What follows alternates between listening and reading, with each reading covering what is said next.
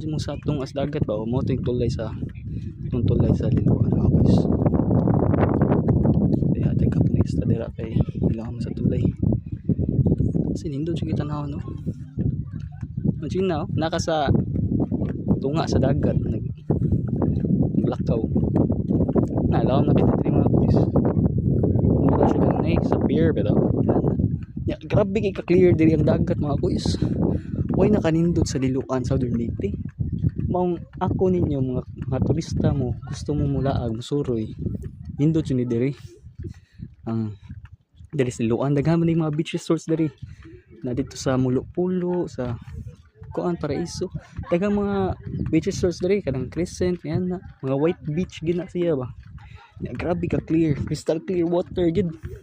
Mura ra po siya mo albual nga style. Kadtom siya kung mo albual kita sige mo sa akong vlog sa mo albual. Indot siya kayo. Pero diri mga boys, tanawa kita kato isda mga boys nilayat. Pwede ta diri dapita mong isda, daghan na dito. Mga banak ba, na isda ba. Ambak. Nana kanindot diri mga boys. Pero mga tan-on diri ang suroy. Pero dito tadapita mamasol mga boys.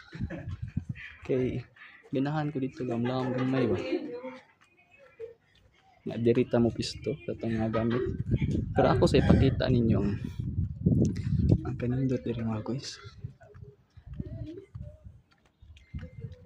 Na medyo gamlang ni gini diri. Ganini. Ngita po mga nukos mga boys asa ta makapistoan ni nga.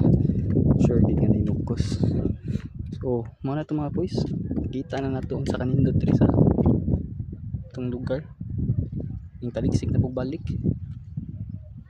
Pwede yung tatanga gusto mo pero lock nito dito kay siya bayad. Ahak ni taligsik ng mga boys. Mo pasilong sa taderni kay ning taligsik naman diri dapita mga boys. So, muna ito mga boys. Let's go. Mamasok na ta.